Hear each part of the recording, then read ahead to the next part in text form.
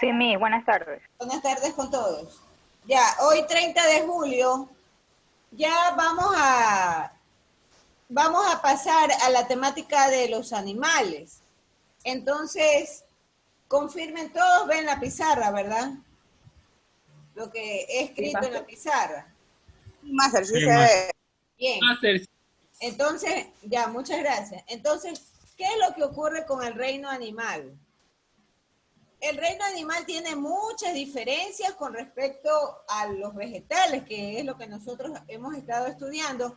Y aunque impensablemente nosotros estamos acostumbrados a ver una plantita que tiene un tallo finito, otras más gruesas, ahora que hemos revisado la estructura de la planta, podemos darnos cuenta de que en realidad el sistema de la planta tiene su complejidad, tiene su grado de complejidad, por cuanto implica una serie de estructuras, líquidos, inclusive los sistemas de alimentación, ¿no? Ya ustedes vieron que hay toda una categoría de macronutrientes, micronutrientes, y resulta que el vegetal no los toma como tal, sino que busca los iones de los elementos químicos.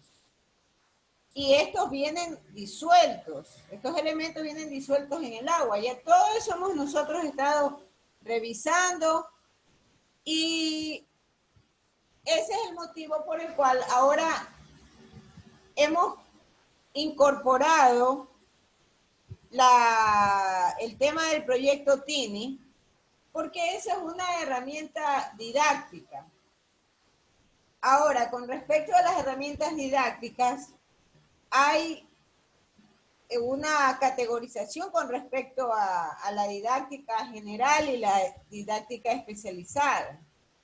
Entonces, nosotros estamos tratando con un proyecto que forma parte de una implementación curricular dentro de las unidades educativas y por supuesto yo puedo transformarlo en una valiosa herramienta para enseñar o transmitir ese conocimiento que hemos adquirido a partir del estudio de la botánica. Entonces, hasta ahí hemos de llegar con el tema de, van a quedar un par de investigaciones, pero dadas las cercanías del examen, una de ellas va a quedar para el siguiente parcial. El día de ayer ya quedó subido lo de las instrucciones del proyecto TINI y queda subido también lo que yo requiero del documento que ustedes tienen que enviar. Eso ya está subido en la plataforma. En el caso de la reproducción de las plantas, dejaré un tema de investigación, porque ya requerimos pasar al reino animal y poder ir conociendo todo el famoso sistema de árboles, de árbol fila, de los animales. Entonces, ¿cuáles son las características de los animales? Los animales tienen, primero, son multicelulares y son heterótrofos. Ustedes no sé si recuerdan o si ya vieron algo de ecología o algo de biología, no lo sé, no lo recuerdo en los componentes de Sumaya, pero partimos de un concepto básico en donde se nos explica, voy a anotar por acá, que hay una pirámide. Y entonces en esa pirámide yo tengo ubicada a todas las especies, tanto animales como vegetales, de los diferentes ecosistemas existentes en la biosfera, que es la Tierra. Entonces, la base de la pirámide, la base le corresponde a los autótrofos.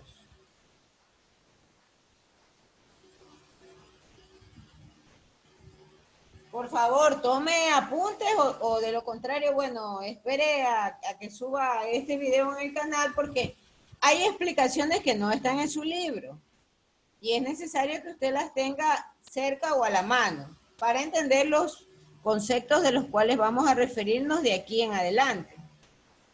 Entonces, los autótrofos son las plantas y son en realidad los seres vivos que pueden hacer la fotosíntesis, que pueden capturar o que pueden generar su propio alimento. Por eso son autótrofos. Estos seres vivos son capaces de producir su propio alimento. Ese es el concepto de autótrofo. Mientras que los siguientes niveles de esta pirámide, los cuales pueden llegar a ser hasta 4,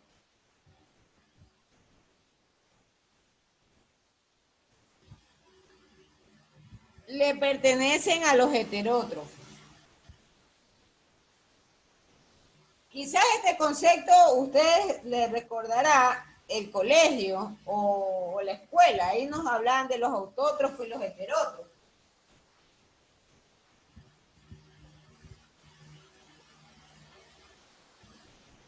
Y tal como dice la palabra, los heterótrofos son aquellos que tienen obligatoriamente que consumir,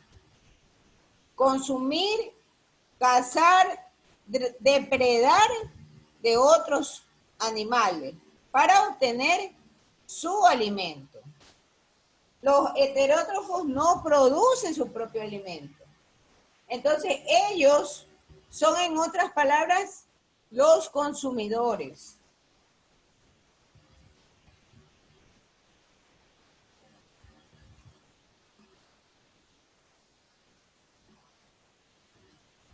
Hay una importante excepción en el caso de los autótrofos. Y aquí vale mencionar a las famosas bacterias, las cianobacterias, con las cuales el mundo fue creado. Entonces, las cianobacterias que habitaron en las primeras atmósferas calientes de la Tierra, en todo lo que es el seno del volcán, donde está el magma, ellas entran en una sección de autótrofos, porque siendo cianobacterias o siendo bacterias, ellas son capaces de generar su propio alimento, porque tienen la capacidad de capturar la energía. Y capturando la energía del entorno, ellas pueden transformar su alimento que absorben justamente del suelo, ¿no? Del suelo. Solo ese tipo de bacterias están incluidas como autótrofos, porque generan su propio alimento. Todo el resto de animales, todo el resto de otras especies de bacterias están en este grupo, están en los niveles de los heterótrofos. Entonces, la base es llamada el primer nivel. La siguiente, que es el segundo nivel, ya lo ocupan los consumidores. ¿Pero qué tipo de consumidores? Los consumidores primarios.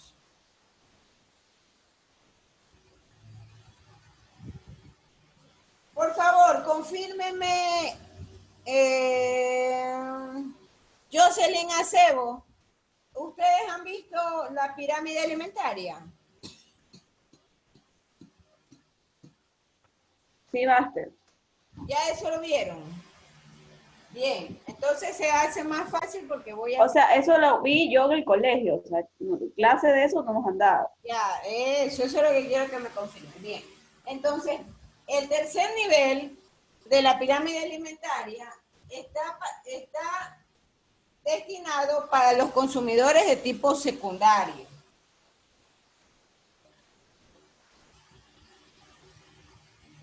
Y la cúspide está destinada, o cuarto nivel, está destinada para los consumidores de orden superior.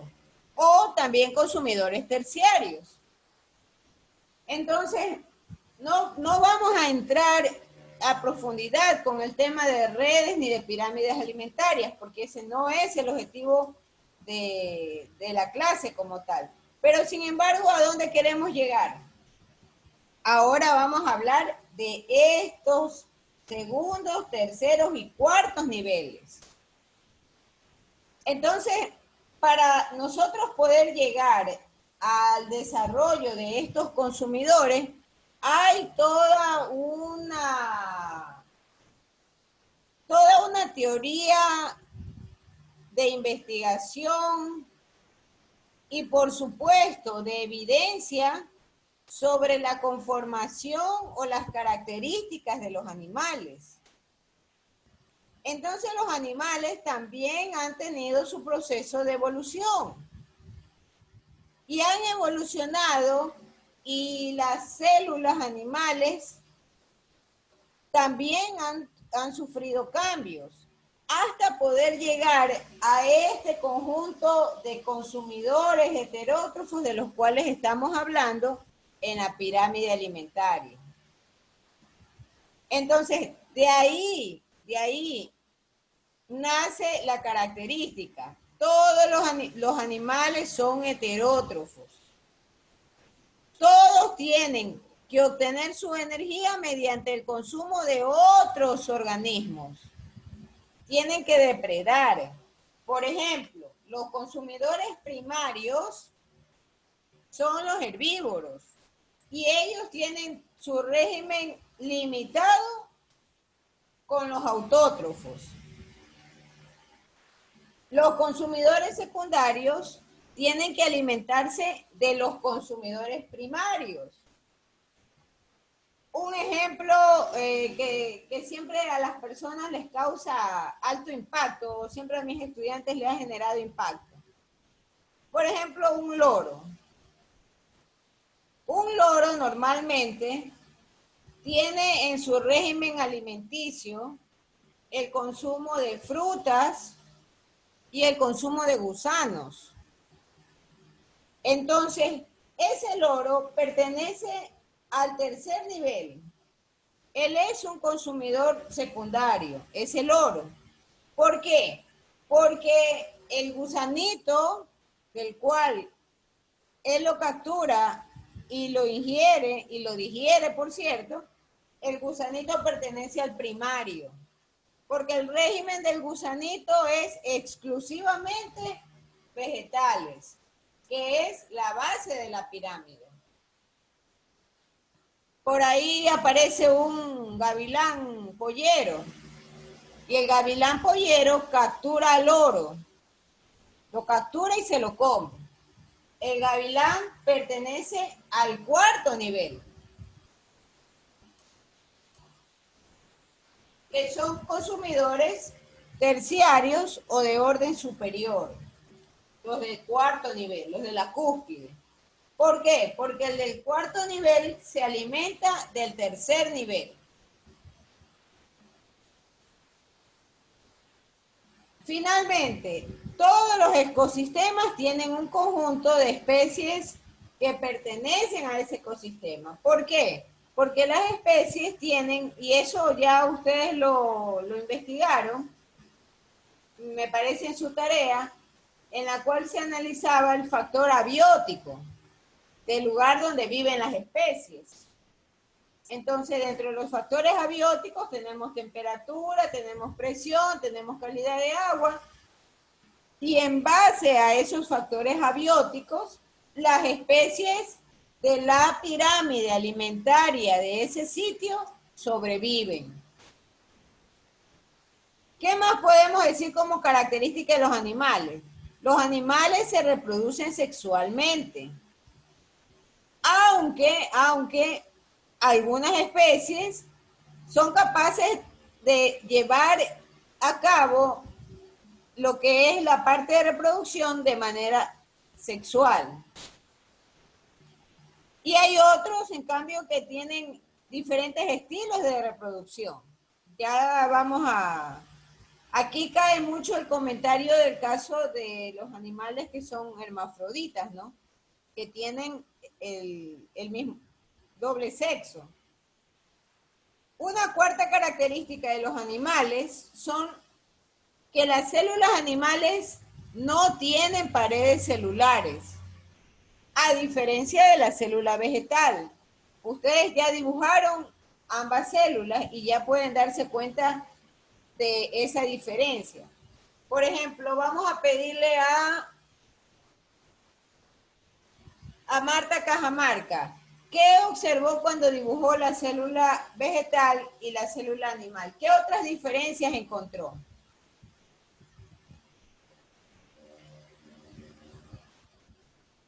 Doña Martita, repórtese, por favor.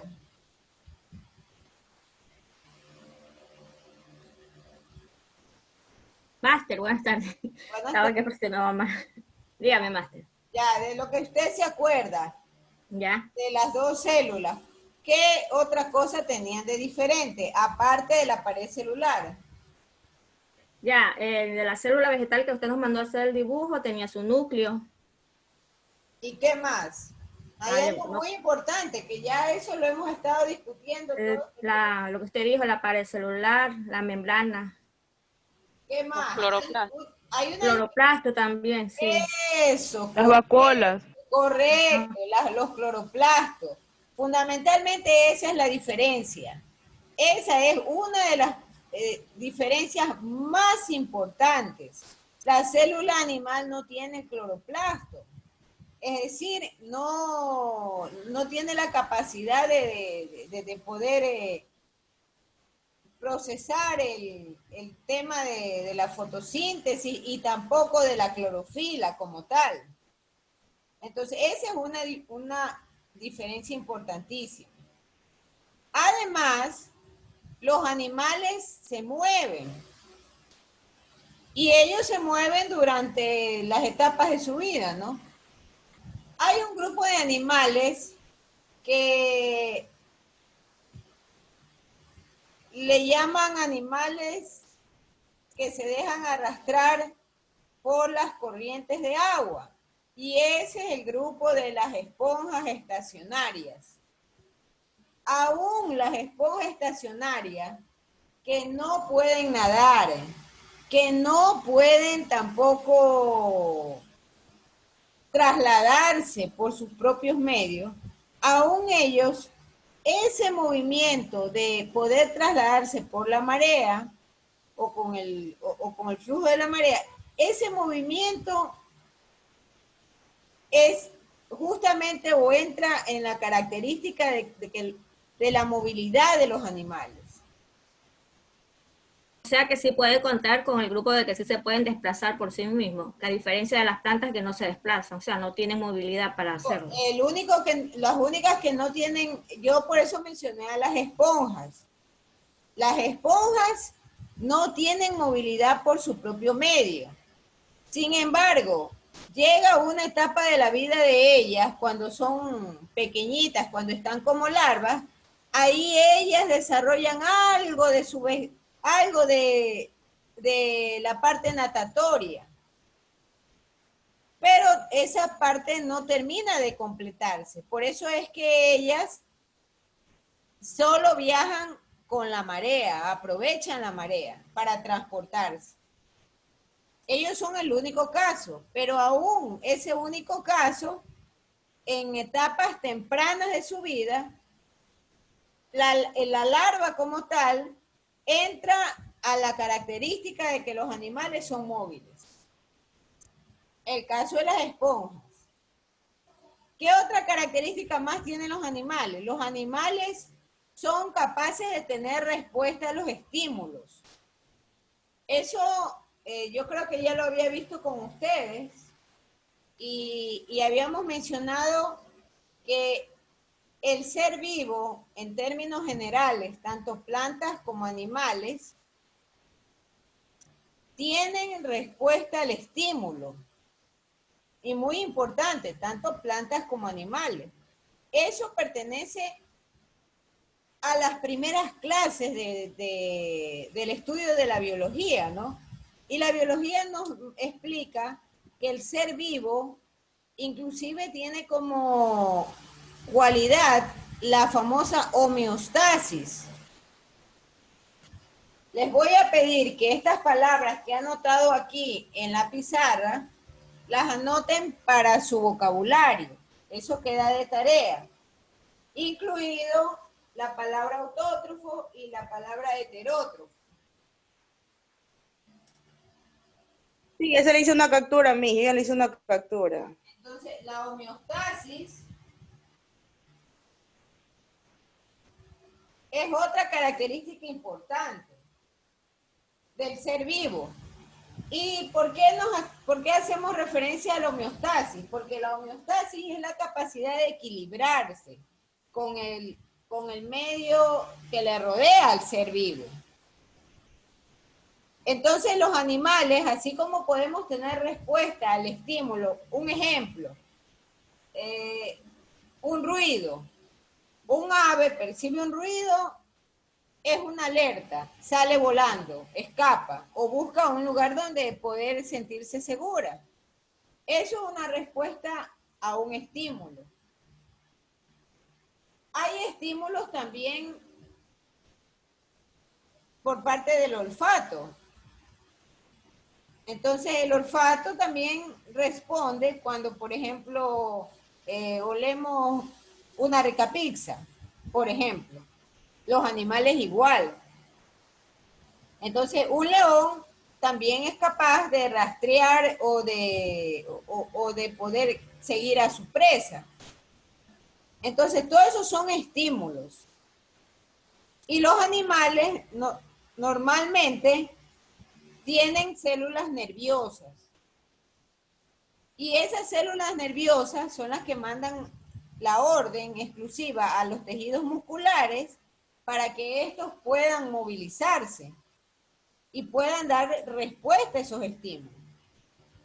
En total tenemos 6 características de los animales. Ahora bien, ¿qué es lo que ocurre con respecto a la evolución como tal de los animales? Entonces, con el pasar de los millones de años, el desarrollo celular ha cambiado su orden.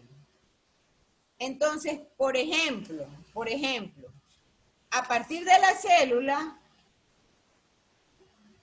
luego yo tengo el desarrollo de la capa germinal. Luego de esta capa germinal, los animales desarrollaron la simetría. Ahora, antes de la simetría, tenemos una fase que se le llama la fase de radial. Entonces estamos refiriéndonos a los primeros animales que habitaron en el mundo. ¿Quiénes son este grupo de animales? Por ejemplo, las esponjas, por ejemplo, los cianidarios y algunos que otros equinodermos adultos. Este grupo de animales, de especies, no tiene cabeza como tal. No tiene cabeza. Y no tiene algo que más tarde lo van a ver, que es, no está anotado, creo acá, no, que es el celoma. Entonces, conforme evolucionan las especies, las células también le permiten desarrollar el céfalo, que el céfalo es la cabeza del animal. Luego de la cefalización, le correspondió a la organización de las cavidades corporales. Mucho ojo, cavidad no es lo mismo que sistemas. Cuidado. Un ejemplo. Una cavidad corporal puedo y la vamos a apreciar cuando nos toque dibujar los gusanos. Ahí vamos nosotros a ver cavidades. No es igual que un sistema. Ya el sistema es mucho más complejo. Luego de la cavidad corporal, aparecieron la segmentación de los animales. Nuevamente, hasta aquí inclusive habla de los gusanos. Y hay un conjunto de gusanos que, por ejemplo, unos tienen cavidad corporal y otros no tienen cavidad corporal, pero son segmentados. ¿Cuáles son los segmentados? Esos gusanos que tienen anillos. A partir de la segmentación, ya aquí tenemos los sistemas más avanzados y más desarrollados en las organizaciones celulares, que es la aparición de los sistemas. ¿A qué sistemas estamos refiriéndonos? Estamos refiriéndonos al sistema digestivo, estamos refiriéndonos al sistema reproductivo, estamos hablando del sistema excretor, estamos hablando del sistema circulatorio, del sistema respiratorio, todo eso entra aquí en sistemas. Y a todo este conjunto, si usted lo quiere ver, de organización celular, que va desde los niveles más básicos, que es el desarrollo de la capa germinal, hasta la formación de los huesos que le dan la estructura del sostén del animal para poder desarrollar o tener más habilidades, le llamamos los niveles de organización. Entonces, ¿por qué lo anoté en esta pizarra? ¿Y por qué empecé con esta explicación antes de las láminas? Porque ustedes tienen en su libro un cuadro bastante completo sobre los tipos de animales y sobre qué sistemas o qué niveles de organización tienen o no tienen. Entonces, por ejemplo, nuevamente refirámonos a la especie de las esponjas marinas. Esas esponjas marinas no tienen tejidos, no tienen órganos. Y ellas solo son una organización celular básica. No tienen capa germinal, no tienen simetría, no tienen céfalo, es decir, no tienen cabeza, no tienen cavidades corporales, no tienen segmentación, no tienen sistemas circulatorios, ellos no tienen nada de eso. Pero sin embargo, son un grupo de especies del nivel básico, del nivel de organización básica celular. Y son animales porque ellos requieren o pertenecen a este grupo, que son los heterótrofos. Esa esponja es una consumidora. Master, Escucho. o sea, aquí también investigando dice que ellos sí tienen esqueleto, aunque sí disponen de un esqueleto interior compuesto por espículas. Ya, pero yo le hiciera una corrección. No emplearía la palabra intelecto, porque para hablar de intelecto significaría que ella tiene algún tipo de sitio para albergar la cabeza, ¿no? Y no los tienen como tal, no los tienen. Las esponjas solo le corresponden a un nivel básico de organización celular. Ellos no tienen tejidos, no tienen órganos. Por lo tanto, no podemos decir que tienen intelecto como tal, ¿no? No, esqueleto. Ah, esqueleto, yo le escuché intelecto. No, esqueleto. No, tampoco es un esqueleto, no es un esqueleto. Ellos, mire, las esponjas son animales muy sencillos, muy sencillos. Y simplemente son animales que pertenecen al nivel de organización básico celular, nada más. No es un esqueleto como tal. Inclusive las esponjas tienen el cuerpo, en el cuerpo tienen es como unas especies de placas, ¿no? Placas donde acumulan algo de material, de cal, ¿no? Para poder sobrevivir. Algunas esponjas, por cierto, algunas. Cuidado, alguien se va a confundir con las medusas. Esos son otro tipo de animales y ellos pertenecen a la parte de simetría radial, o sea, ellos están entre las capas germinales y la parte simétrica. Inclusive, nace con el tema de la esponja el concepto de simetría radial. Entonces, ¿qué es la simetría radial? Y tienen ustedes esta figurita también en su texto. Este es el cuerpo de la esponja. Y ella tiene aquí unos tentáculos.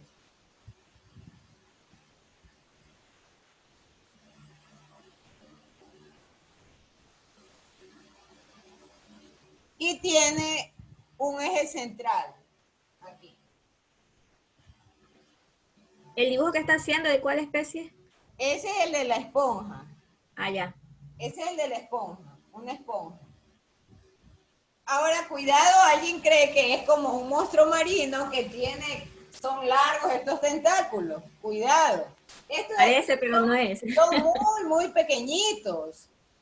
Muy pequeñitos. Inclusive en su libro tienen ustedes una vista exterior de una esponja. Las esponjas están normalmente sobre las zonas de la plataforma rocosa. Ahí están ellas.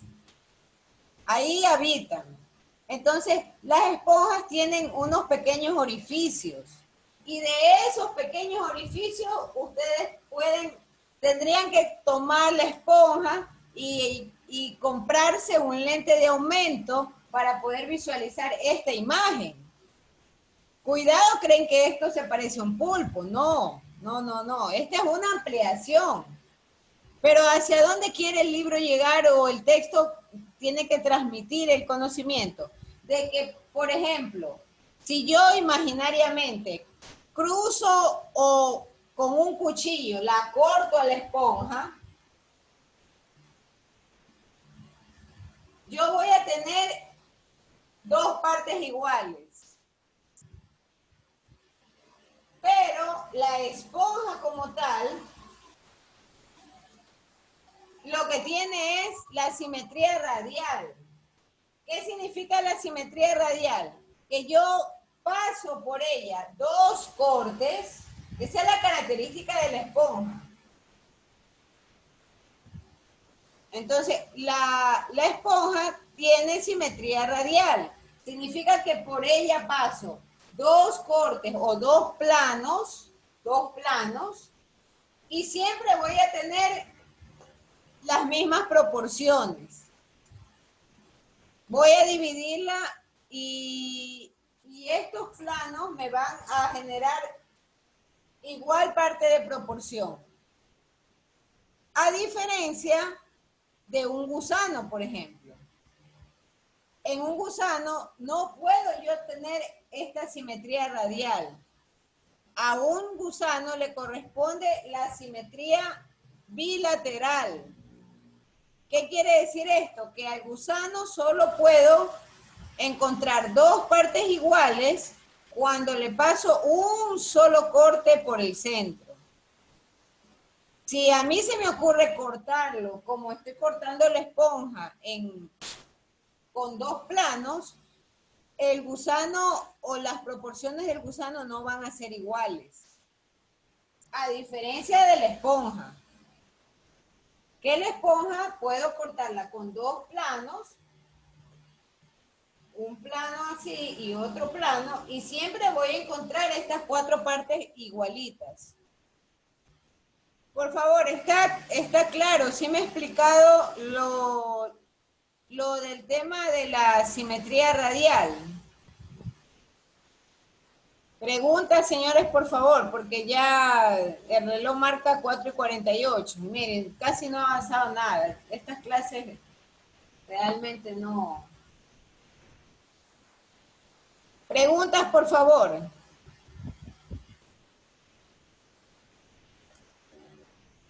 Solo hemos el día de hoy revisado la introducción. La introducción a las características de los animales. Eso es lo que hemos revisado. Y hemos también realizado un marco comparativo de las especies de las plantas, ¿no? De las células vegetales, básicamente. Entonces, hasta ahí hemos llegado el día de hoy. Nada más, esto es apenas lo que se conoce como un abrebocas del tema. Preguntas, por favor. Preguntas. Preguntas. Si son tan gentiles, enciendan las cámaras, que tenemos que hacer la toma de la clase. Máster, disculpe la interrupción, pero